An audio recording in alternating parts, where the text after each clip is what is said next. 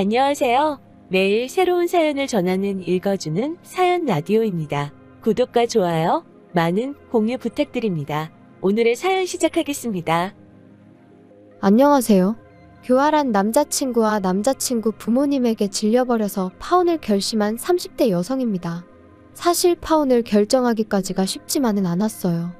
머리로는 파혼을 해야 한다 생각하면서도 그래도 연인으로서 같이 보낸 2년의 세월을 생각하면 한 번 더 기회를 줘볼까 싶기도 했고, 한편으론 지금 헤어지면 어느 세월에 누구를 또 만나서 사랑을 하고 결혼을 꿈꿀 수 있을까 하는 두려움이 있었거든요. 하지만 친정부모님이 말씀하시길 이것저것 너무 많이 따지지 말고 딱 한 가지만 생각해보랍니다. 이 결혼을 하면 제 자신이 행복할 것 같은지 말이에요.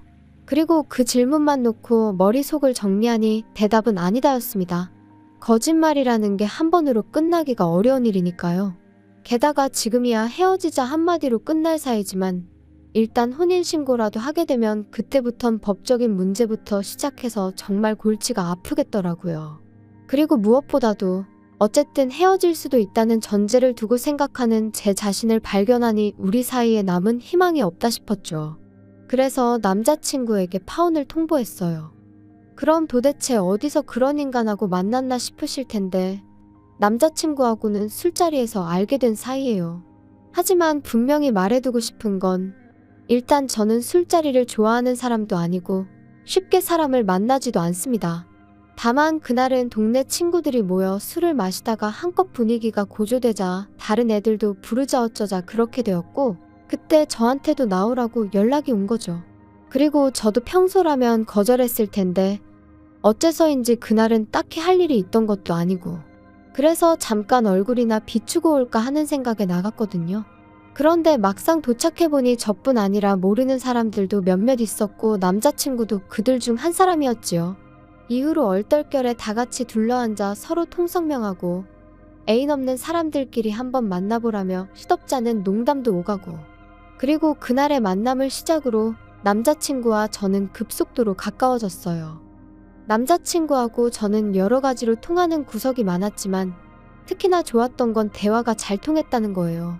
덕분에 아무리 회사에서 울적한 일이 있었다고 해도 남자친구랑 말 몇 마디 하고 나면 기분이 금방 나아지곤 했고요.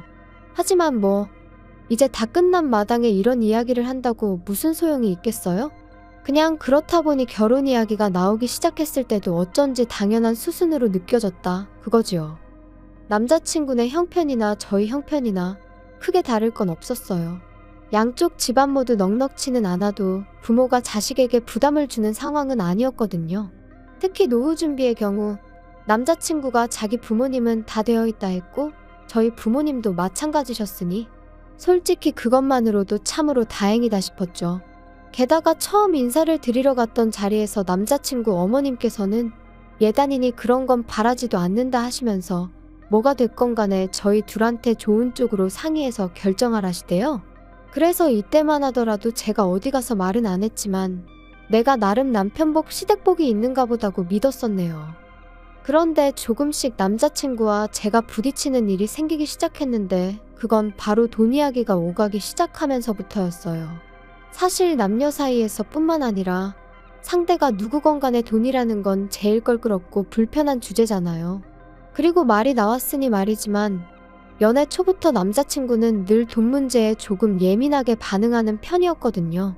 짠돌이 구두쇠는 아니었는데 언젠가 한번 제가 한 달에 얼마씩이나 모으고 있는지, 카드값은 얼마나 되는지 물어봤더니 내가 빚을 지고 사는 것도 아니고 너한테 돈을 달라고 하는 것도 아닌데 왜 그런 걸 궁금해하냐면서 아무리 가까운 사이라도 서로 사생활 존중은 해주자 어쩌자 하며 기분 나쁜 티를 팍팍 내는 거 있죠?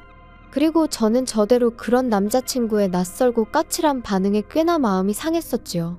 그래서 이후로는 한 번도 물어본 적도 궁금해한 적도 없네요.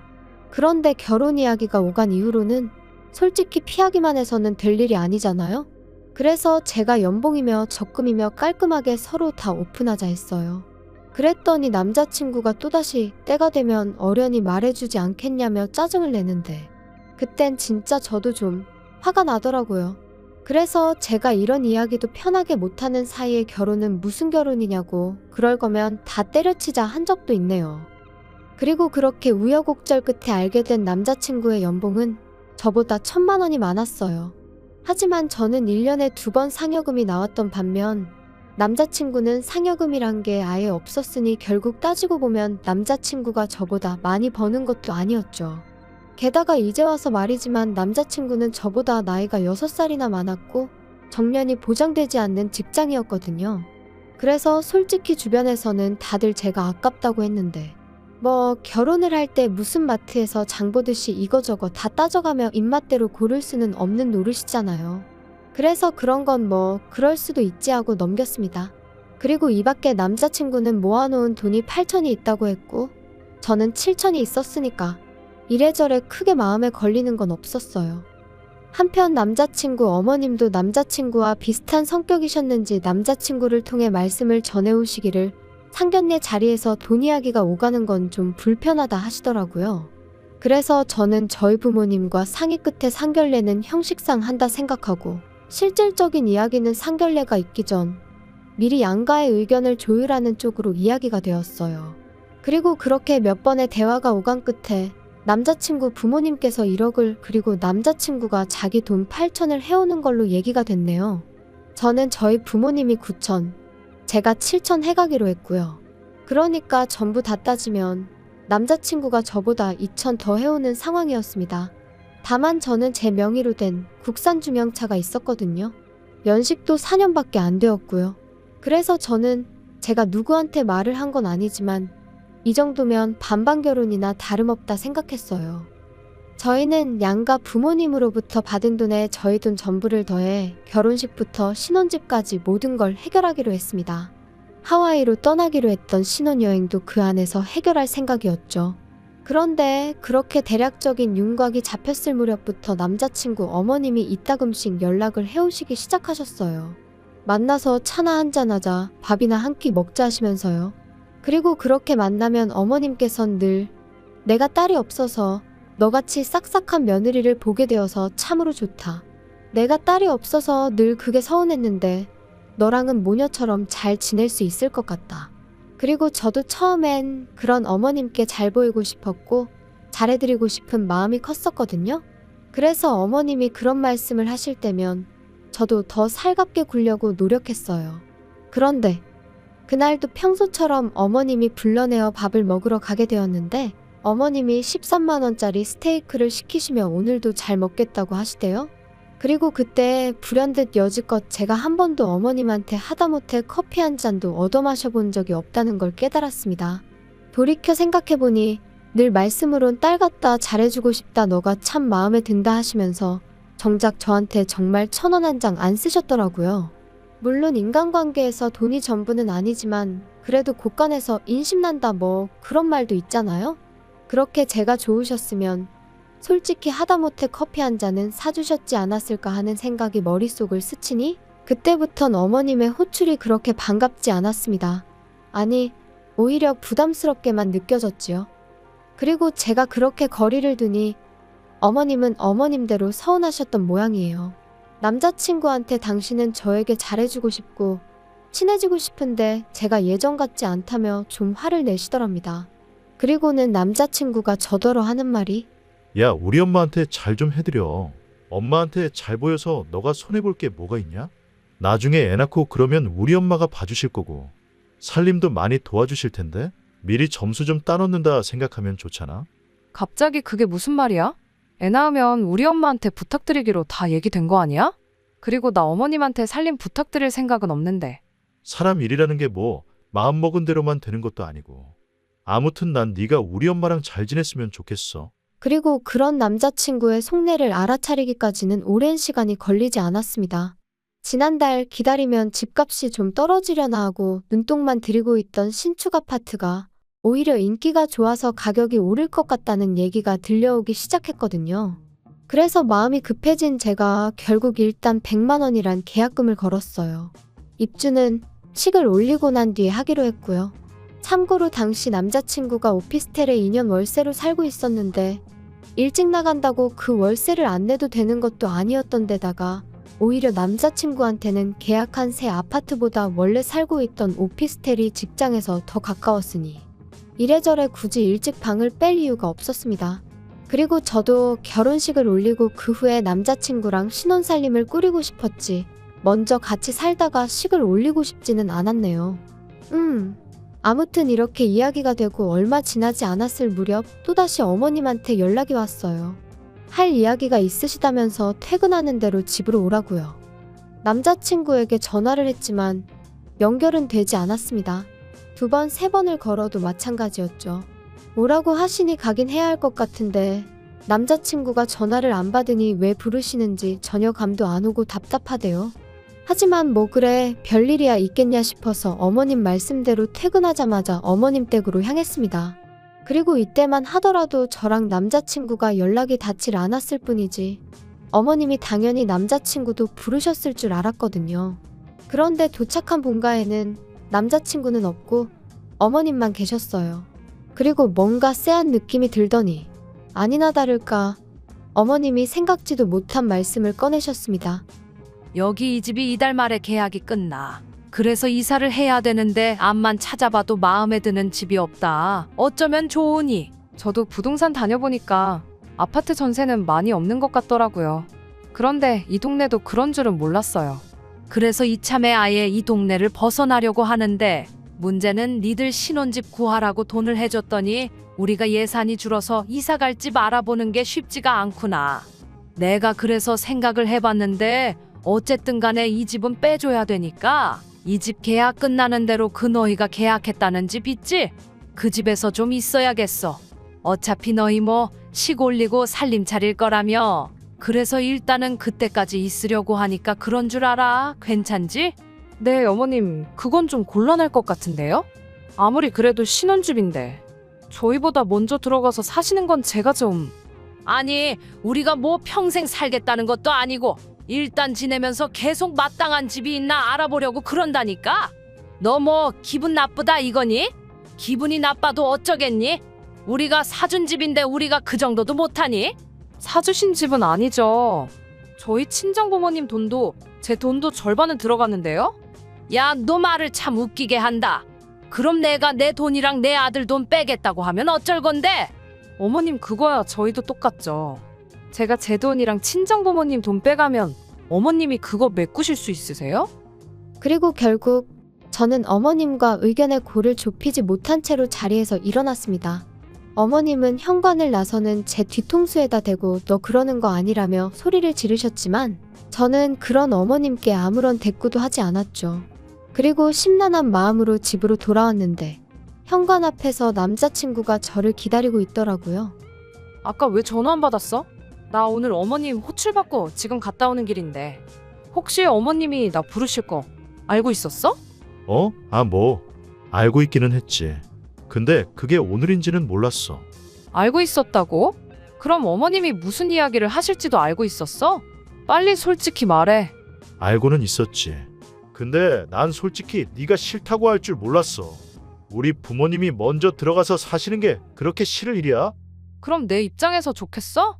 그리고 난 말이 나왔으니 말이지만 어머님이 오빠 없이 나만 불러서 그런 말씀을 하신 것도 황당하고 오빠가 알면서 말을 안 하고 가만히 있었다는 게 정말 기분 나빠. 뭘 또 그렇게 기분이 나빠. 나도 야, 서운하다 서운해. 막말로 우리 부모님이 우리 결혼만 아니었으면 너한테 그렇게 아쉬운 소리 하실 일도 없었거든. 아니, 진짜 황당하네? 내가 먼저 결혼하자고 했어? 아니면 내가 먼저 그만큼 보태달라고 했어? 둘 다 아니잖아. 그리고 왜 어머님 아버님은 당신들 이사 비용까지 헐어가며 결혼 자금을 보태주셔서는 이제 와서 이렇게 불편한 이야기를 꺼내신대? 그리고 그래놓고 집을 사주셨다 그러니까 들어가서 살 수도 있는 거라고 말씀하시면 그건 말이 안 되는 거 아니야? 아니, 우리 부모님 입장에선 그렇게 말씀하실 수도 있지. 어쨌든 내가 너보다 더 해가는 건 사실이잖아. 와, 지금 2천만 원 더 해오는 걸로 생색내는 거야? 까짓 거 뭐, 내가 그럼 2천 더 해가면 어떡할래? 너는 진짜 내가 지금 그런 거 따지자는 게 아니잖아. 너 정말이지 평소답지 않게 왜 그래? 우리 부모님이 무슨 전염병 환자도 아니고. 그럼 우리 부모님 지금 집도 못 구하셨는데 뭐 어떡하시라고 할까? 전세 계약 끝나면 길에서 주무시라고 할까? 그럼 만족스럽겠어? 진짜 우리 부모님 며느리 복도 더럽게 없으시네. 그럼 100번 양보해서 먼저 들어와서 살게 해드리면 언제 나가시는 건데? 그건 확실히 얘기해 줄 수 있고? 그거야 집 구해지기 나름이지. 내가 무슨 점쟁이도 아니고 그걸 어떻게 알겠냐? 그러니까 결국 그것도 모르면서 일단 들어와서 사시겠다 이거야? 왜 아예 합가를 하자고 그러지?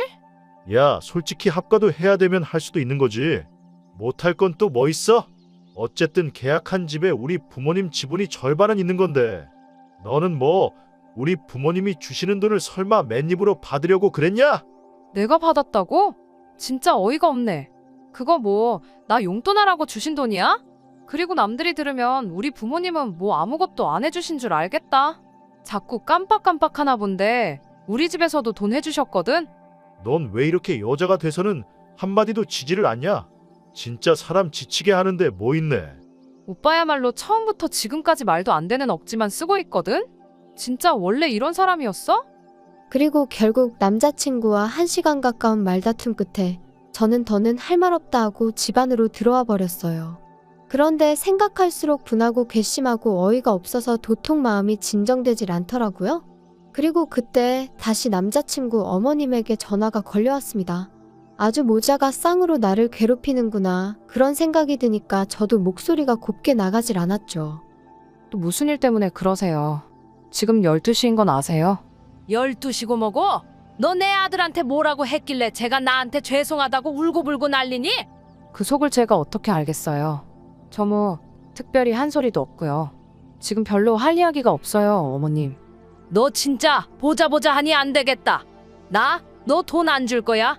내 돈 없이 네가 내 아들하고 결혼해서 얼마나 잘 사는지 한번 두고 보자. 아, 돈을 안 해주신다고요? 뭐라고 드릴 말씀이 없네요. 알겠습니다. 너 진짜 이따위로밖에 못하니? 제가 도대체 뭘 어떻게 해드리면 좋으시겠어요? 신혼집에 들어와서 사세요. 하면 어머님 마음이 풀리실까요? 그런데 저 정말 내키지 않아서 그래요. 제 인생에서 처음이자 한 번뿐일 신혼을 꾸릴 보금자리인데 그런 공간에 남이 먼저 들어가서 지내는 거 저 정말 싫어요. 너 내가 남이니? 정말 서운하구나. 나는 내 아들이 하도 부탁을 해서 반지하에 사는 한이 있더라도 그 돈 너네한테 다 줄 생각도 했었는데 어떻게 그런 소리를 할 수가 있니? 잠시만요. 오빠가 뭘 부탁했는데요? 내 아들이 그러더라. 자기가 평생 모시고 살 테니까 결혼 자금 좀 보태달라고. 내가 그래서 없는 형편에 그 큰 돈을 해주겠다고 한 거였어. 하지만 그렇다고 내가 너희한테 평생 얹혀 살 생각도 없었다. 반지하라도 구해서 나갈 생각이었어. 그런데 참 너 실망이다. 어머님 저야말로 지금 심장이 벌렁거리고요. 무슨 이야기인지 하나도 모르겠어요. 그러니까 합가를 먼저 제안한 게 오빠라는 말씀이신 거죠? 어머님은 제가 계속해서 질문을 해대니 당신도 뭔가 잘못되었다 싶으셨는지 전화를 끊으셨고 저는 당장이라도 토할 것 같은 심정이었습니다. 전후 사정을 알고 나니까 비로소 어머님이 왜 그렇게 막무가내로 나오셨는지 남자친구가 억지를 부려댄 건지 이해가 되었으니까요. 그리고 동시에 남자친구의 그런 교활함에 소름이 끼쳤습니다. 저랑 상의도 없이 합가를 조건으로 걸어가며 어머님 돈을 받아와 놓고는 마치 자기 부모님이 여유가 되셔서 해온 것처럼 행동한 것도 어이가 없었고 여러 가지로 남자친구가 저를 속였다는 사실이 도무지 받아들이기 어려웠달까요. 그래서 남자친구에게는 어머님한테 얘기 다 들었다고 문자 한 통을 남겼습니다. 결혼은 신뢰가 기본인데 시작부터 이렇게 눈 가리고 아웅식으로 행동하는 당신을 내가 어떻게 믿겠냐고 이쯤에서 없던 일로 하자고 했죠. 그리고 제가 그렇게 문자를 보내고 나서야 남자친구도 어머님도 뭔가 오해가 있었던 것 같다며 또다시 번갈아 연락을 해왔는데 사람 마음이 어쩜 그렇게 순식간에 식을 수가 있는 건지 속상한 마음보다는 피곤하고 지치는 기분이었어요.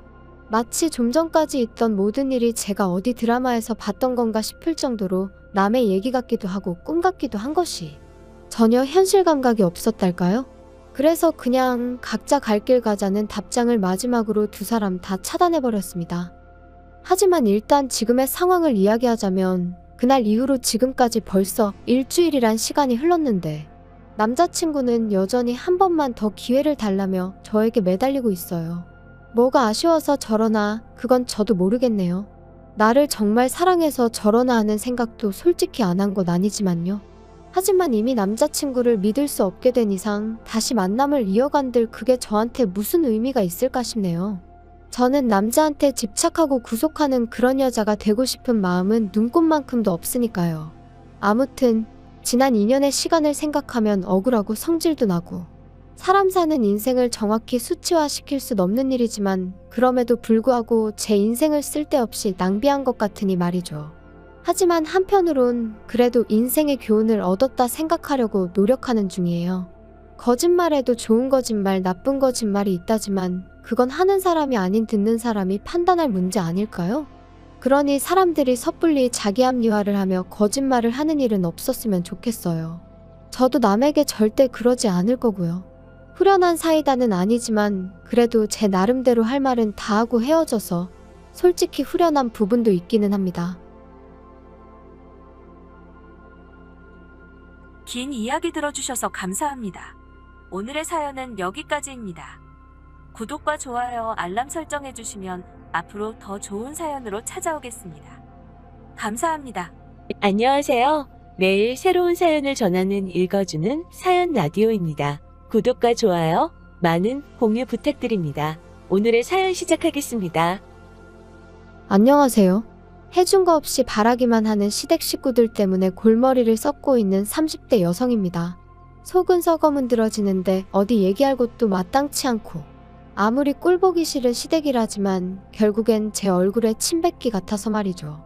그런데 또 그렇다고 혼자만 끙끙 앓자니 너무 속상한 거예요. 그러다 문득 여기가 생각이 났어요. 그래서 익명의 힘을 빌려 제가 겪은 이야기를 좀 해보려고요. 가벼운 마음으로 아는 동생이 하소연한다 생각하고 들어주세요. 남편과는 지인의 소개로 만났습니다. 사실 소개팅에는 영 흥미가 없던 저였는데 지인이 자기가 느낌이 온다며 한 번만 만나보라고 어찌나 성하던지 몇 번의 거듭된 설득에 나간 자리였어요. 그리고 그렇게 제가 소개팅 자리를 꺼려했던 이유는 제가 어디 못나서도 그렇다고 낯을 가려서도 아니었고 사실 저에게는 파혼이라는 트라우마가 있었거든요. 솔직히 자랑거리는 아니지만 그렇다고 제가 잘못한 것도 아니니까 간단하게 얘기를 해보자면 20대의 끝자락에 한 남자랑 연애를 했어요. 소위 강남에 건물 몇 개를 가진 대단한 부잣집 도련님이었죠. 그런데 남자한테 프로포즈를 받고 본가에 처음 인사를 드리러 갔던 날 저는 말 그대로 충격을 받았습니다. 남자 쪽 부모님께서 말끝마다 그래서 돈 없는 것들은 거지들은 그까짓 거 몇 푼이나 한다고와 같은 표현을 덧붙이셨거든요. 그리고 비록 저한테 직접 하신 말씀은 아니었지만 세상을 그런 눈으로 보는 분들을 제가 진심으로 존경하고 어른으로 대우해드릴 자신이 없더라고요. 그래서 이튿날 남자한테 헤어지자고 했어요. 가치관도 가정환경도 너무 달라서 우린 안 될 것 같다면서 말이죠. 남자는 제 말뜻을 끝까지 이해를 못한 눈치였지만 아무튼 그때 배웠어요. 결혼이 아무리 현실이라지만 그래도 돈이 전부는 아니라는 걸. 비록 누구 한 사람의 잘못으로 헤어진 건 아니었지만 어쨌든 그렇게 오가던 결혼 이야기가 엎어지고 나니 결혼할 팔자가 아닌가 하는 생각이 들대요. 만약 또 누군가랑 어찌저찌 시작했는데 끝이 안 좋게 끝나면 어쩌나 그런 시간 낭비는 또 하고 싶지 않다 하는 생각도 들었고요. 그래서 굳이 소개팅을 해가면서까지 누구를 만나야겠단 마음이 없었던 거예요. 그런데 지인의 설득으로 반쯤 어거지로 나간 자리에서 만난 남편에게는 뭐랄까 첫눈에 반했다고 말하기는 어려운데 왠지 이 사람이랑 결혼하게 될지도 모르겠다는 예감이 딱 오더라고요.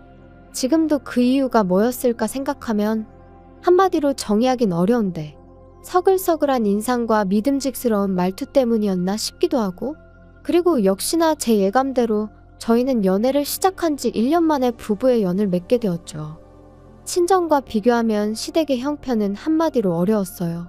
시부모님은 고정 수입이 없으셔서 자식들이 주는 용돈과 연금에 의지해 생활을 이어가고 계셨고 사시는 집이 두 분의 소유라곤 했지만 재산적 가치는 거의 없다고 봐야 할 수준이었으니까요.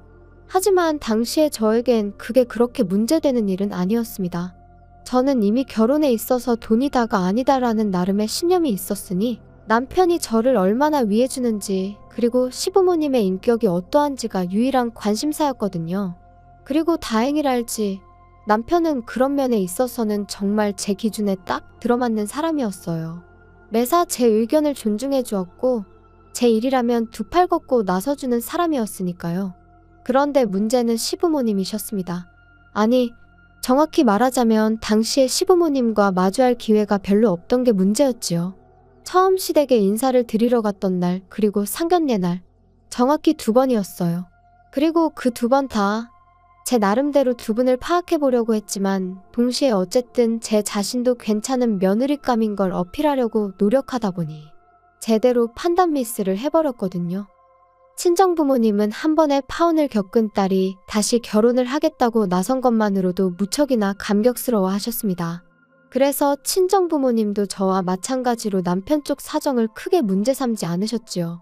물론 저희 쪽에서 3억을 지원하겠다 했을 때 시부모님께서 우리는 2천만 원밖에 못 해준다 하시니 좀 당황해 하셨지만 그래도 결혼 이야기는 그대로 진행이 되었습니다. 친정에서 해주신 돈에 제가 모아두었던 돈을 더해 집을 구했고 남편이 따로 모아둔 돈 5천으로 결혼 비용과 혼수 등을 부담했지요. 그런데 결혼한 지 1년 만에 알게 된 사실은 황당하기 짝이 없었습니다. 시부모님께서 해주셨다는 2천만 원을 알고 보니 남편이 제 뒤에서 몰래 갚아드리고 있었으니까요. 게다가 설상가상으로 남편이 기껏 한다는 소리가 사실 자기는 결혼할 때 비록 반지하에서 시작하더라도 양쪽 부모님들께 손을 벌리고 싶지는 않았답니다. 그런데 저희 친정부모님이 워낙 완강히 도움을 주시겠다 하시니 자기가 시부모님한테 부탁을 드렸었대요. 아들 체면을 생각해서라도 얼마라도 좀 보태달라면서 말이죠. 그리고 며칠 뒤 시부모님이 2천을 만들어주셔서 정말 감사한 마음이었는데 결혼하고 얼마 지나지 않아 시부모님이 남편을 따로 불러 그 2천만 원을 갚으라고 하시더랍니다. 참고로 남편은 대학교 1학년 때부터 시부모님께 매달 30이고 50이고 보내드렸대요. 군대 갔을 때를 제외하곤 한 번도 빼먹지 않고 말이죠. 그런데 그런 아들이 장가를 가는데 2천이 적다는 건 아닙니다만 그래도 굳이 그 2천까지 갚으라고 하셨다니 정말 듣는 내내 속상했어요. 아무튼 남편 말이 그래도 어쨌든 자기 부모님이니 그런 이야기를 저에게 하기가 참으로 쪽팔리더랍니다.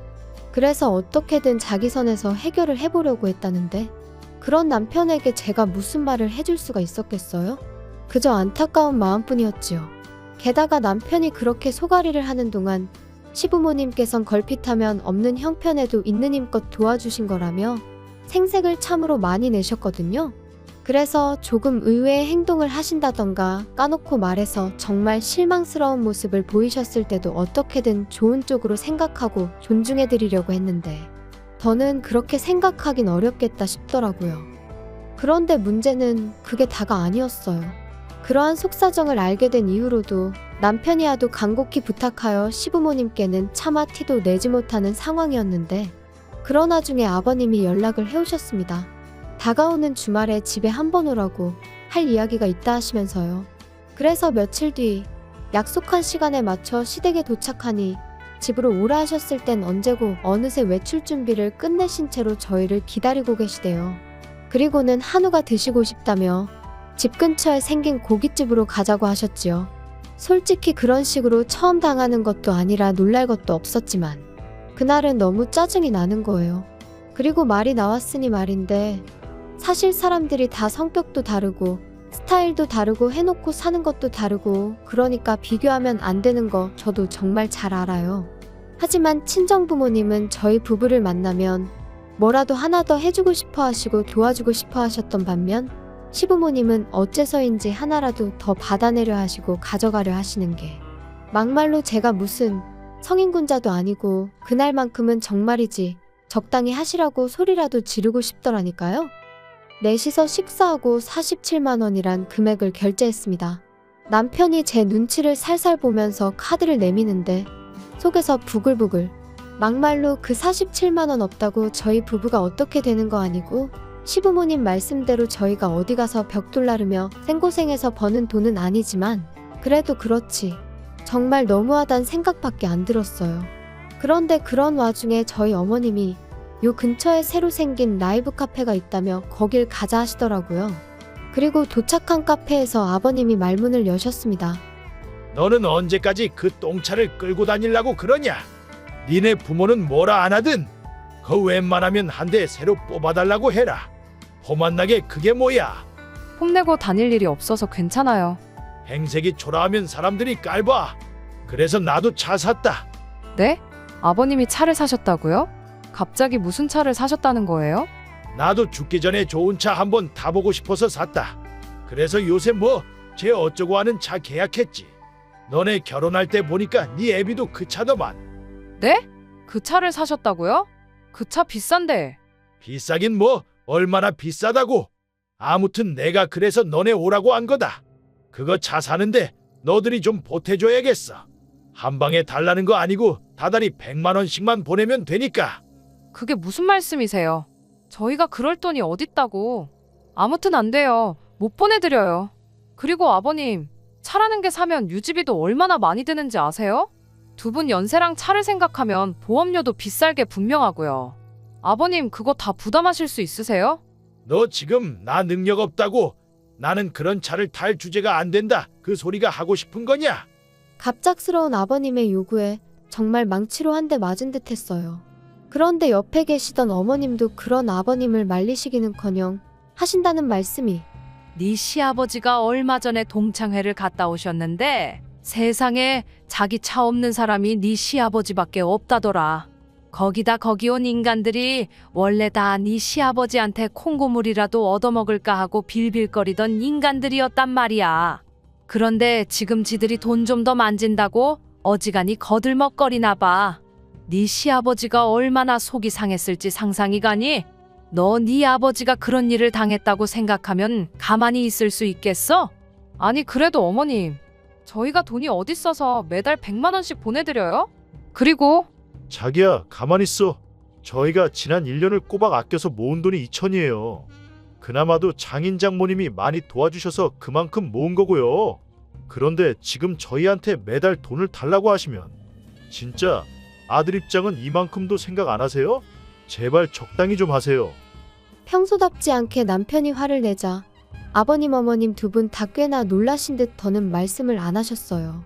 그리고는 저는 남편이 잡아끄는 손에 이끌려 카페에서 나왔죠. 집으로 돌아오는 내내 남편은 아무 말도 없었고 저도 그런 남편에게 차마 무슨 말을 해야 할지 모르겠더라고요. 그래서 남편이 먼저 무슨 말이라도 해주길 바라며 말을 아꼈습니다. 하지만 며칠이 지나도록 남편은 아무런 말도 하지 않았고 저도 더는 신경 쓰지 말아야겠다 했어요. 그런데 또다시 어머님이 연락을 해오셔서는 아가 언제 시간 되니? 한번 내려와야겠다. 무슨 일 있으세요? 어쩌면 좋겠냐? 네 시아버지가 아주 병이 나서 들어누우셨다. 죽기 전에 좋은 차 한번 타보겠다는데 어떻게 자식 새끼들이 다 나 몰라라 하냐면서 이렇게 살아서 뭐 하냐고 아주 난리도 아니야. 덕분에 나까지 피가 마른다. 그러지 말고 어떻게 좀 안 되겠니? 계약금도 걸고 왔대. 네? 아, 일단 제가 그이랑 한번 이야기는 해볼게요. 그리고 제가 이런 이야기를 꺼내니 남편이 저더러 신경 쓰지 말라면서 자기가 내려갔다 오겠다고 했어요.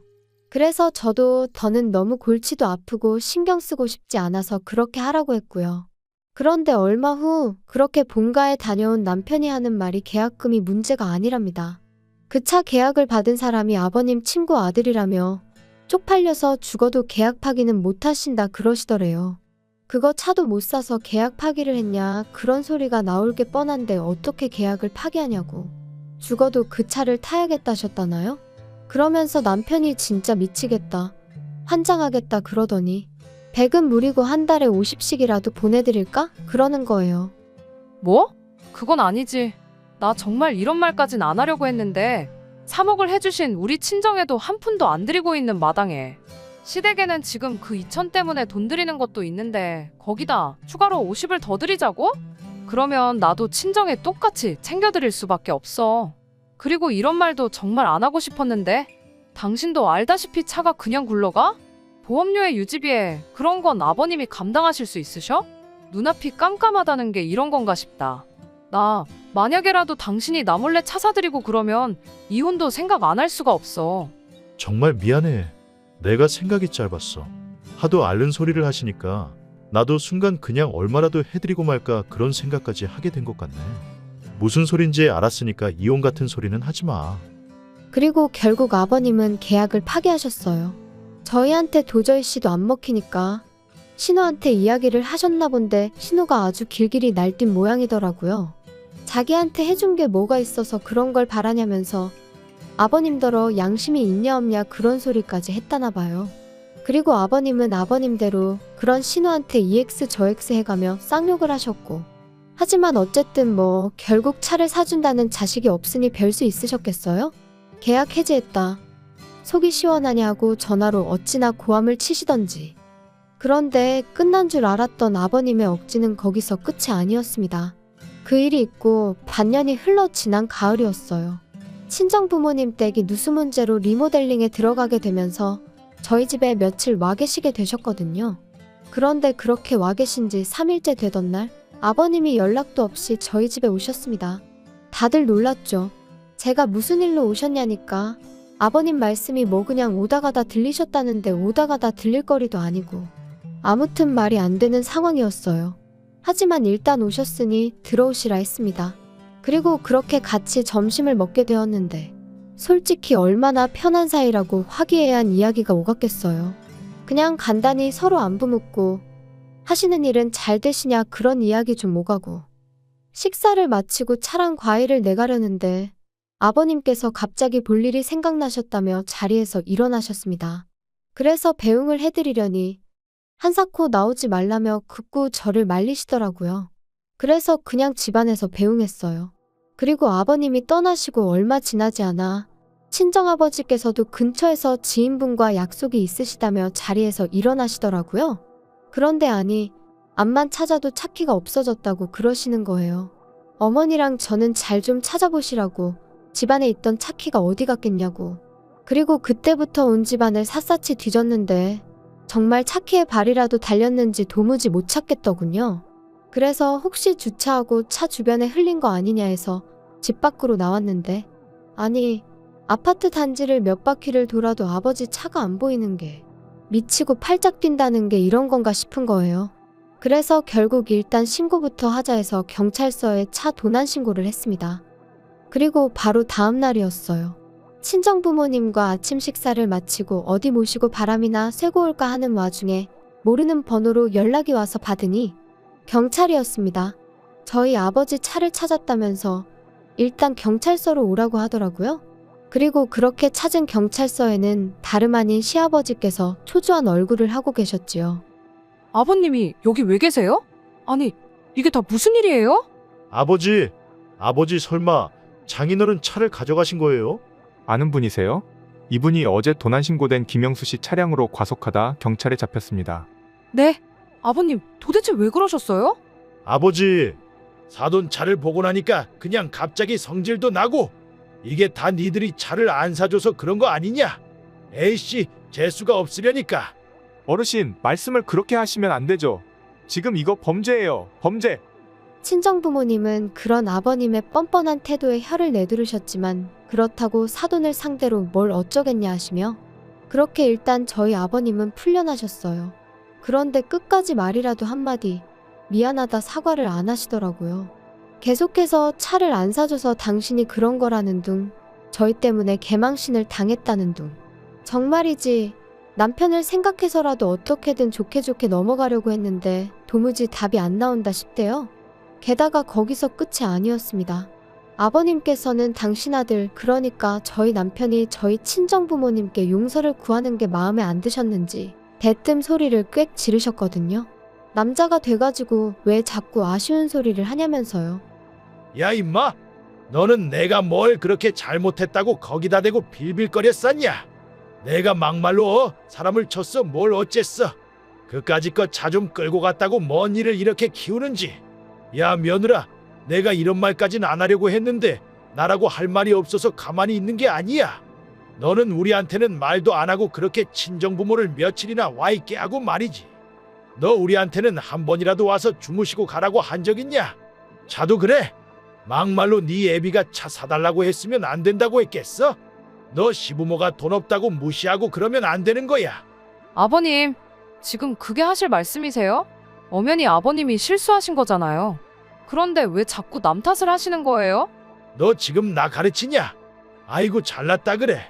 다른 집은 며느리들이 아버님 하면서 아양도 떨고 잘 봐달라고 용돈도 주고 한다던데. 나는 복도 지지리도 없지. 아버님 그런 말씀 마세요. 저야말로 그렇게 치면 정말 시댁복 없거든요? 저는 어디 가서 아버님 얘기 하지도 못해요. 쪽팔려서. 세상에 사돈 차를 훔쳐가는 사람이 어딨어요? 자기야, 그만해. 상대하지 마. 뭐 이 자식아 상대하지 마. 너는 아들이 돼서 그게 애비한테 할 소리냐? 아버지면 아버지답게 행동하세요. 저 진짜 지금 이 사람 볼 낯도 없고 장인 장모님한테도 쪽팔려 미치겠으니까요. 그리고 아버지, 당분간은 연락하지 마세요. 그냥 저 어디 멀리 미국 같은 데 가 있다 생각하시고 좀 시간을 갖는 게 좋겠네요. 그리고 그렇게 저희는 그날 이후로 아버님 어머님과 거리를 두고 지내기로 했습니다. 좀 과한가 싶었는데 남편이 고집을 부려서 핸드폰 번호도 싹 다 바꿨고 집도 이사했어요. 다만 혹시나 모를 상황에 대비해 신우에게 제 연락처만 알려줬네요. 참고로 신우는 저희 입장도 시부모님 입장도 어느 정도는 이해하면서 동시에 기약 없이 자기만 자식 노릇을 하게 되는 건 아닌지 아는 그런 걱정을 하는 티가 나더라고요. 그래도 뭐 어쩌겠어요. 그간 저희는 나름대로 할 만큼 했다고 생각했고 신우도 그건 부정하지 못할 사실이었으니까요. 그러니 저희한테 대놓고 싫은 소리는 못하는 눈치더라고요. 솔직히 처음엔 그래도 시부모님인데 이렇게까지 하는 게 옳은 걸까 하는 생각도 아닌 게 아니라 몇 번이나 들긴 했어요. 하지만 4달째로 접어드는 지금은 그러길 잘했다 싶은 게 제 심정입니다. 시부모님과의 교류가 사라지니 남편과 불편할 일도 없고 돈도 잘 모이고 있거든요. 남편에겐 이 말까진 안 했지만 그간 시부모님이 어지간히 뜯어가셨구나 하는 게 새삼 실감날 정도로 말이죠. 그래서 솔직히 마음 한켠에는 그래도 어쨌든 남편에겐 세상에 하나뿐인 부모님인데 교류하며 살라고 설득이라도 해야 하는 거 아닐까 하는 생각이 있었는데 그러지 않으려고요. 그렇게 되면 보나마나 또 제가 어마어마한 스트레스를 받을 것 같아서요. 그래서 그냥 흘러가는 대로 어떻게든 되겠지 하는 마음으로 내버려 두렵니다. 아버님이 혹시 먼저 손을 내미신다면 그땐 뭐 달리 생각해 볼 수도 있겠지만요. 아무튼 가족이라고 무조건 다 이해하고 품어주고 그럴 필요는 없다. 제가 저희 아버님을 겪으며 내린 결론입니다. 가족도 가족 나름이라는 말 참 이상하다 생각했는데 먼저 겪어본 사람들이 있으니 그런 말도 나왔다 싶고요. 아무튼 어떻게 마무리를 지어야 하나 싶은데 그래도 남편 하나는 정상이니 다행인 거겠죠? 긴 이야기 들어주셔서 감사합니다. 오늘의 사연은 여기까지입니다. 구독과 좋아요, 알람 설정해주시면 앞으로 더 좋은 사연으로 찾아오겠습니다. 감사합니다. 안녕하세요. 매일 새로운 사연을 전하는 읽어주는 사연 라디오입니다. 구독과 좋아요, 많은 공유 부탁드립니다. 오늘의 사연 시작하겠습니다. 안녕하세요. 결혼한 지 3년 만에 이혼 서류에 도장 찍고 이제 자유의 몸이 된 30대 여성입니다. 결혼 생활을 3년 했다지만 마치 30년이라도 산 것 마냥 몸과 마음이 폭삭 늙어버린 기분이에요. 자유의 몸이 되었다고 표현했지만 여전히 그때를 생각하면 심장이 벌렁벌렁 뭔가에 쫓기듯 불안한 마음이 들고요. 왜 그렇게 참고 살았는지 모르겠네요. 남편하고는 대학교에서 알게 된 사이입니다. 좀 더 구체적으로 말하자면 같은 전공은 아니었는데 저는 학교 홍보 모델이었고 남편은 방송 동아리 멤버였거든요. 그래서 이래저래 활동이 겹치는 일이 많을 수밖에 없었죠. 하지만 그렇다고 그때부터 연애를 한 건 아니고 그냥 적당히 가까운 사이로 지냈어요. 그러다가 본격적으로 사이가 발전한 건 제 나이 27, 이직을 하면서였습니다. 마침 제가 이직을 하게 된 회사가 남편 회사랑 멀지가 않았거든요. 그래서 퇴근길에 이따금씩 만나 맥주도 한잔하고 그러던 게 어느 순간 주말 약속이 되면서 누가 먼저 우리 사귀자 한 것은 아니었는데 정신 차리고 보니 다들 저희 둘이 사귄다고 생각하더라고요. 그리고 저희도 뭐 딱히 부정하지 않았죠. 연애하는 동안 남편의 주된 고민과 걱정거리는 바로 시부모님에 관한 것이었어요. 남편이 말하길 원래는 시부모님께서 작은 식당을 하셨다는데 아버님께서 술을 너무 좋아하다 보니 손님들하고 어울려서 술을 마시는 일도 비일비재했고 또 그러다 보니 기분 좋다고 돈 안 받아 뭐 한다고 돈 못 받아. 그뿐 아니라 걸핏하면 손님들하고 시비가 붙는 일도 있다 보니 결국 몇 년 못하고 식당을 닫으셔야만 했다고요. 그리고 이후로는 아버님께서 어디 마땅히 취직하기도 어렵고 그렇다 보니 건설 노동자로 일을 하게 되셨는데 그렇게 일을 시작한 지 몇 달 만에 3층 높이에서 떨어지셨답니다. 그런데 산재 처리를 못 받으신 이유가 아버님이 그때도 술에 취한 상태셨던 거지요. 그러니 뭐 회사 입장에선 아버님 한 사람의 잘못으로 몰고 갔고 게다가 그 사고로 아버님이 장애가 생겨서 어머님이 집안의 가장이 되실 수밖에 없으셨다고요. 그런데 남편은 그런 어머님에 대한 연민이랄까 그런 게 전혀 없어 보였어요. 오히려 한심하다며 그런 남편도 남편이라고 이혼도 못하고 사는 어머님이 바보고 멍청이고 미련하단 식으로 표현을 했을 정도니까요. 그리고 말이 나왔으니 말이지만 막말로 저도 이혼까지 한마당에 게다가 제 이혼의 시발점이기도 하니까 가감없이 말해보겠습니다. 저희 아버님은 장애가 있다는 이유로 가족들로부터 온갖 배려와 양보는 다 받으려고 하시고 동시에 당신이 하고 싶고 드시고 싶으신 건 얼마나 많으셨는지 정말 주변 사람들을 달달 볶는 게 이런 건가 싶을 정도로 요구사항이 많으셨어요. 게다가 어머님은 정작 그런 아버님한테는 싫은 소리 한번 제대로 못하셨으면서 자식들한테 특히 아들 며느리한테는 아주 앓는 소리 죽는 소리를 얼마나 해대시는지 이루 말할 수가 없었죠. 남편과 연애를 하던 당시에도 남편과 데이트를 하고 있으면 정말 농담이 아니라 10번에 7번은 어머님에게 연락이 와서는 너는 내가 이렇게 사는데 걱정도 안 되니? 내가 누구 때문에 이렇게 참고 사는지 알기는 하는 거야. 내가 그때 너만 아니었으면 지금 이렇게 안 살아. 나도 진작에 내 살 길을 찾았어야 하는데 자식 새끼가 알아주지도 않고 내 팔자도 참 기구하다. 너는 나한테 그러면 안 되는 거야? 내가 그래도 버티고 네 아버지 옆에 있었으니 지금 이 정도나 해놓고 사는 거지. 아니었어 봐라. 네 아버지 밑에서 네가 사랑구실이나 하게 컸겠나. 그리고 어머님의 이런 하소연이 반복될 때마다 남편은 아무리 내 부모라지만 내가 언제까지 받아줘야 되는 건지 모르겠어. 진짜 너무 힘들어. 하루라도 빨리 나와야지. 지긋지긋해. 어머님도 어디 마땅히 당신 이야기를 할 만한 곳이 없으니 오빠한테 그러시는 거겠지. 오빠도 많이 힘들겠지만 그래도 이해해드리려고 해봐. 너는 이런 부모를 더 본 적이 없으니 이해 못할 거야. 나 정말 하루빨리 너랑 결혼해서 우리 둘만의 가정을 꾸리고 싶다. 그러면 나는 정말 너하고 우리 사이에서 태어날 우리 아이들만 보고 살 거야. 나는 아버지처럼 가족한테 짐이 되지는 않을 거야. 절대로. 남편의 하소연인지 다짐인지 아무튼 그런 대화가 오갈 때마다 저는 그런 남편이 너무 안 됐어서 토닥여주고 진심으로 위로했어요. 그리고 어째서인지 저만큼은 남편에게 상처를 주면 안 된다고 생각했죠. 그래서 남편이 프로포즈를 해왔을 때도 그걸 거절한다는 건 아예 상상조차 하지 못했습니다. 이제 와서 말이지만 남편이 가진 거라곤 소위 몸뚱아리밖에 없는 말 그대로 빈털털이었는데도 괜찮았어요. 다행히 제가 좀 여유가 있었고 남편 말대로 우리 두 사람의 가정을 꾸리면 그때부터 모아나가면 된다고 까짓 거 한번 해보지 뭐 하는 나름의 의지도 있었거든요. 게다가 저희 친정부모님도 워낙 인정이 넘치시는 분들이셨고 진작부터 남편의 사정은 어느 정도 알고 계셨다 보니 그런 부분을 문제 삼진 않으셨지요. 오히려 저와 남편을 다독이며 부족하거나 어려운 건 당신들이 도와주시겠다 말씀하실 정도였거든요.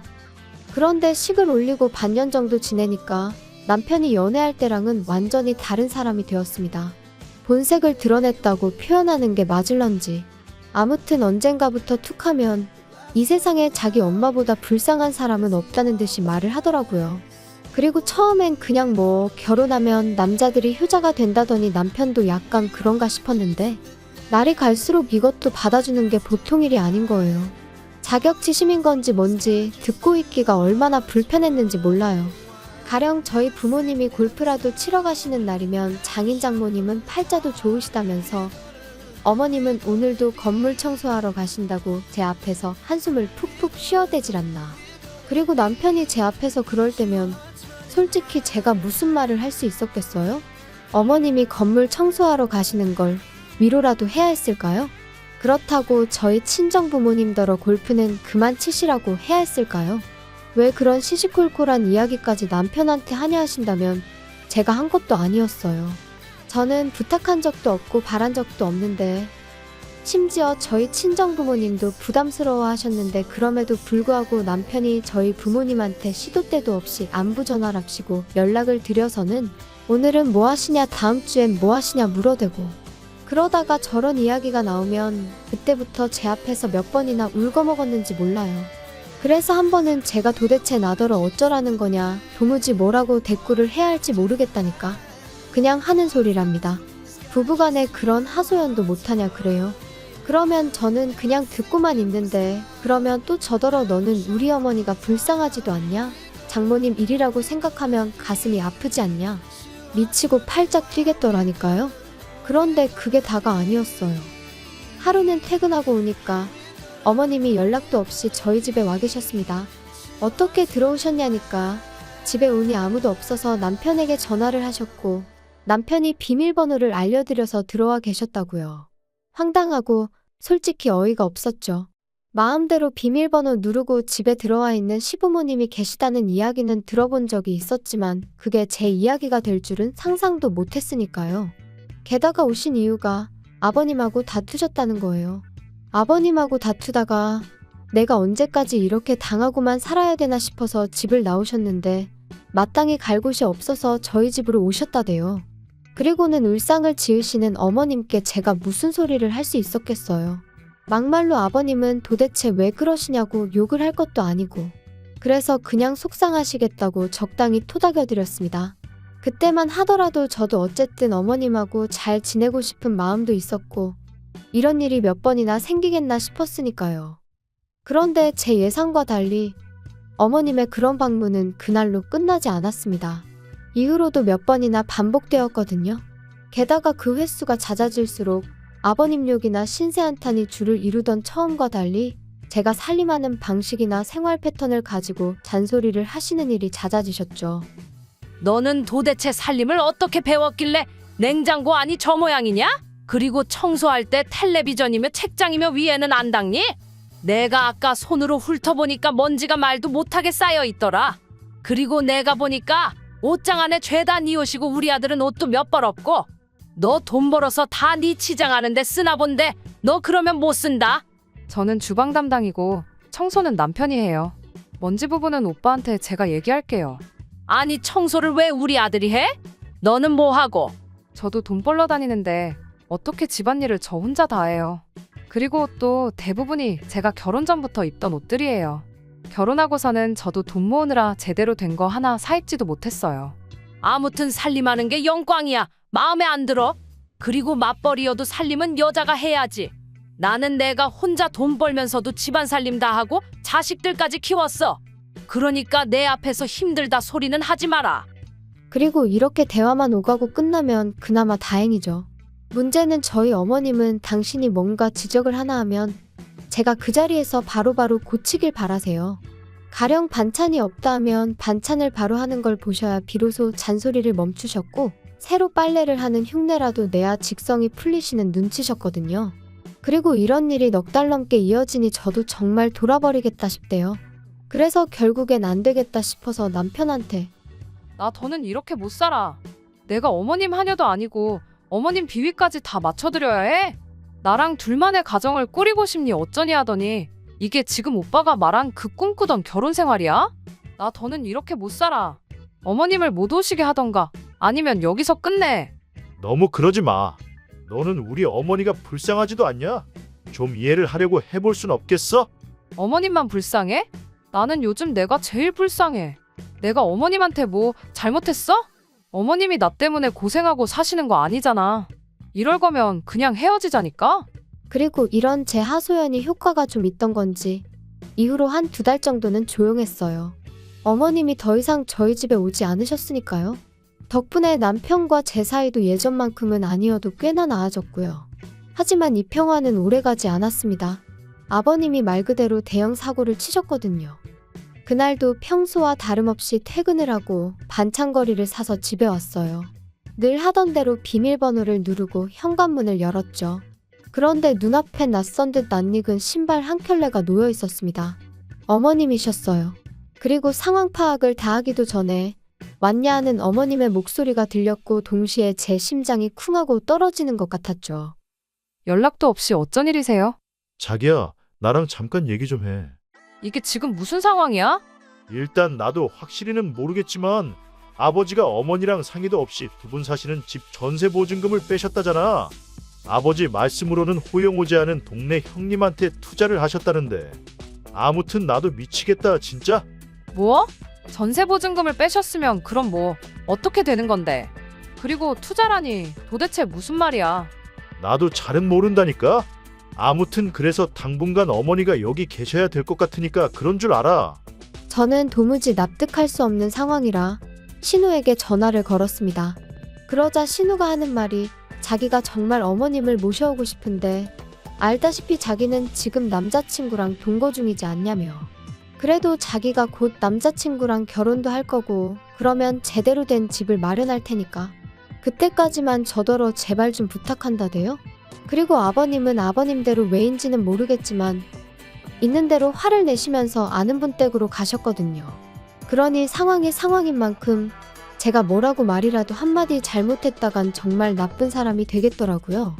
그래서 어쩔 수 없이 울며 겨자 먹기로 알겠다고 했어요. 그리고 그땐 신우가 정말 몇 달 안에는 식을 올릴 것처럼 하도 호들갑을 떨어서 길어야 반년 정도 되지 않을까 싶었는데 자그만치 1년하고도 4개월이 걸렸습니다. 그리고 그 1년하고도 4개월이 저에게는 지옥이나 다름없었죠. 뻔히 남편이랑 제가 맞벌인 걸 눈으로 보시면서도 아침 저녁으로 이거 해라 저거 해라 시키시는 건 물론이고 저 없는 점심시간에 식사를 못 하시는 것도 아니면서 또 아침 저녁으론 반찬으로 이거 해달라 저거 해달라 밥 차려달라 오늘은 입맛이 없으니 국수를 끓여라 이뿐인가요? 시도 때도 없이 저도 없는 시간에 이모님들은 물론이고 어머님 지인들까지 왜 그렇게 집으로 부르셔서는 제 부엌 살림은 물론이고 제 옷장까지 보여주시며 제 흉을 보셨는지. 오죽하면 한 이모님은 당신이 듣다 못해 한마디 하려고 전화했다 하시더니 왜 그렇게 시어머니 심기에 거슬리는 짓거리만 하냐며 저더러 며느리면 며느리답게 처신하랍니다. 그리고 그딴 전화까지 받으니 저도 더는 참을 수가 없어서 남편더러 어머님 진짜 왜 저러시냐니까. 기껏 한다는 소리가 그동안 어머님이 고생 정말 많이 하셨다며 저더러 조금만 이해를 해달라대요? 하지만 맨날 그놈의 이해는 어째서 저만 해야 되는 건지. 그리고 이때부터는 말뿐이 아니라 제가 제명해 죽으려면 이혼을 해야 하지 않을까 그 생각을 하게 되었죠. 도저히 못 버티겠다. 이렇게 살다간 정말 내가 죽겠다 싶었던 바로 그 무렵 마침내 신우가 상견례 어쩌고 하며 시집간다 소리를 꺼냈습니다. 정말 속으로 쾌재를 불렀어요. 아, 이제 살았구나. 그래서 신우더러 신혼집엔 언제 들어가냐고 어머님은 언제부터 그리 모시면 되겠냐 했죠. 그랬더니 신우가 제 눈치만 살살 보다가 한다는 말이 그게 좀 상황이 힘들게 됐답니다. 그래서 제가 그게 갑자기 무슨 소리냐니까. 언니 정말 미안한데 우리가 돈이 없어서 깨케야 방 2개 화장실 하나짜리 빌라 정도밖에 못 구할 것 같은데 언니가 조금만 더 이해해주면 안 될까요? 우리가 얼른 돈 모아서 큰 집으로 이사가면 그때는 꼭 엄마 모시고 갈 거니까. 아가씨, 이제 와서 그렇게 말을 바꾸면 어떡해요? 안 돼요. 나 더는 못 모셔요. 나 정말 너무 힘들다니까요. 그래도 우리 엄마가 살림살이도 도와주고 언니 좋아하는데 너무 말을 그렇게 하면 나 좀 섭섭해요. 아가씨가 섭섭하고 말고 나는 더 못한다고 분명히 얘기했어요. 언니도 자꾸 그렇게 무대뽀로 안 된다고만 하면 안 되죠? 나라고 일부러 안 모시는 거 아니잖아요. 그러니까 그것도 아가씨 사정이고요. 왜 내가 어머님 사정도 이해하고 아가씨 사정도 이해하고 그래야 하냐고요. 당연한 거 아니에요? 언니 맏며느리잖아요. 그리고 우리 한 가족인데 정말 서운하네요. 서운하다고요? 나는 서운한 정도가 아니고 아주 다들 원망스러워 미치겠다고요. 신우랑 얘기를 하다 도무지 답도 안 나오고 우라가 치밀어서 집에 왔어요. 그리고 남편은 그 사이에 신우랑 통화라도 한 건지 제 눈치를 살살 살피더니 기껏 한다는 소리가 당신이 우리 어머니랑 도무지 같이 못 살겠다고 그랬다며. 그래서 내가 생각을 해봤는데 우리가 그럼 희정이한테 돈을 좀 빌려주면 되겠더라. 희정이네가 집을 좀 큰 걸 구하면 어머니 모셔갈 수 있을 거 아냐? 우리가 돈이 어딨다고 빌려줘? 진짜 어이가 없네? 왜 없어? 결혼하고 지금까지 모은 거 있을 거 아냐? 내가 미쳤다고 그 돈을 아가씨한테 빌려주겠어? 빌려줬다가 또 나중에 돼서 못 준다고 하면 그땐 어쩌라고. 어머님하고 합가하게 될 때도 아주 몇 번이나 장담을 하더니 지금 이 꼴을 봐. 그리고 당신도 말하는 것 좀 봐. 퍽이나 약속 지키겠다. 야, 그럼 뭐 어쩌라는 거야? 어쩌긴 뭘 어째. 방이 1개고 2개고 집이 작고 말고 내 알 바 아니니까 약속한 대로 어머님 모시고 가라고 해. 너 진짜 돌았어? 차라리 돌았으면 좋겠다. 그럼 이 꼴 저 꼴 안 봐도 될 텐데. 아무튼 나는 분명히 얘기했어. 너는 진짜? 너야말로 어머니 기분 좀 맞춰드리고 여우처럼 지내면 되는 걸. 왜 이렇게 일을 키우냐? 신우와 남편이 번갈아 가면서 저더러 이해 좀 해달라고 사람을 코너로 모는데 정말 환장할 노릇이었어요. 그래서 결국 참다 못한 제가 남편더러 한 번만 더 이러면 더는 같이 못 산다고 정말 이혼이라 했더니 기껏 한다는 소리가 그러면 제가 모아놓은 돈에서 자기 몫은 돌려달랍니다. 그리고 뭐 제가 이혼 요구를 했으니 위자료도 받아야겠다고 그 위자료로 어머니랑 집 구해서 살아야겠다는 헛소리를 하더라고요.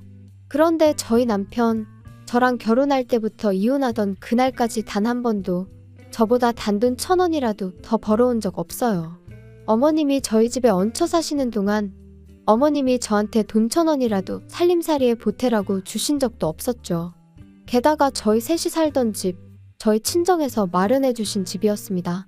비록 친정아버지 명의였고 제가 매달 용돈 겸 월세라고 100만 원씩 보내드리고 있긴 했어도 애시당초 어디 가서 100만 원으로 구할 만한 집이 아니었으니 남편이 이러쿵저러쿵 말할 것이 못 되었죠. 그런데 위자료가 어쩌고 자기 몫이 어쩌고 해대니 제가 얼마나 황당했겠어요? 그래서 남편더러 살면서 당신 뜻대로 되던 일이 몇 번이나 있었냐고 이번에는 어떨지 한번 두고 보자 했습니다. 그리고 그 길로 친정 부모님께 결국 그동안 제가 겪었던 일들을 전부 다 털어놓았어요. 참고로 친정 부모님도 제가 원치 않았지만 어쩔 수 없이 어머님과 함께 살게 된 건 알고 계셨거든요. 다만 어머님이 저를 얼마나 어떤 식으로 괴롭히셨는지는 잘 모르셨지요. 행여 양가 어른들 싸움으로 상황이 안 좋아지진 않을까 걱정스러워서 말을 아껴왔으니까요. 그런데 더는 그럴 필요도 못 느꼈고 그러고 싶지도 않대요. 저희 아버지께서는 남편이 돈을 내놓으라고 요구를 했다는 것보다 어머님이 저를 인격적으로 모독하고 힘들게 하신 부분에 크게 분노하셨습니다. 그리고는 저더러 앞장서라 하시더니 그 길로 어머님과 남편을 마주하셨죠. 그런데 어이가 없게도 그간 의기양양하던 어머님이 저희 아버지 앞에서는 어째서인지 한층 누그러져서는 자기들은 저랑 잘 지내고 싶은 마음뿐인데 제가 곁을 내주지 않는다며 섭섭하네 어쩌네. 물론 그런 악어의 눈물이 저희 아버지한테 통할 리가 없었습니다. 남편은 남편대로 저희 아버지한테 반대로 장인어른이 공경에 처하셨어도 자기는 똑같이 집으로 모셨을 거라는 헛소리를 해댔지만 역시 통하지 않았고요. 그러자 결국 둘이 본색을 드러내대요. 알아서 살게 내버려두면 되는 걸 왜 부모가 끼어드냐며 저희 아버지를 이상한 사람처럼 몰고 갔으니까요. 그리고 그런 두 사람을 보고 있으니 정말 더는 1분도 지체할 이유가 없다 싶어서 변호사를 만났죠. 솔직히 불보듯 뻔한 결과였습니다. 유책 사유자는 남편이었고 저는 피해자나 다름이 없었으니까요. 오히려 위자료도 많이는 아니지만 제가 받게 되었고 재산도 전부 제 몫이 되었죠. 그리고 판결이 그렇게 나고 나니 그제서야 남편이 제 앞에서 무릎을 꿇고 엉엉 우는데 이상하게 그런 남편을 보는 게 지치고 피곤하기만 할 뿐 가슴이 아프다거나 그런 건 전혀 없대요. 아, 사랑이 식었다는 게 이런 건가. 그때 확실히 알겠더라고요. 한편 남편과 어머님은 결국 집을 떠났고 저는 비로소 제 자유를 되찾았습니다. 하지만 집안 구석구석 안 좋은 기억이 너무 많아져 버린 탓에 더는 머물고 싶지도 않은 거예요. 아버지도 그 모자를 생각하면 재수가 없다며 무척 기분 나빠하셨고요. 그래서 집은 내놓고 저는 본가에 들어갔는데 남편은 갈 곳이 없어서 회사 근처에 고시원을 얻었다대요. 어머님은 결국 신혼집으로 가셨고요. 그런데 심해부는 정말 어머님, 그러니까 자기한텐 장모잖아요.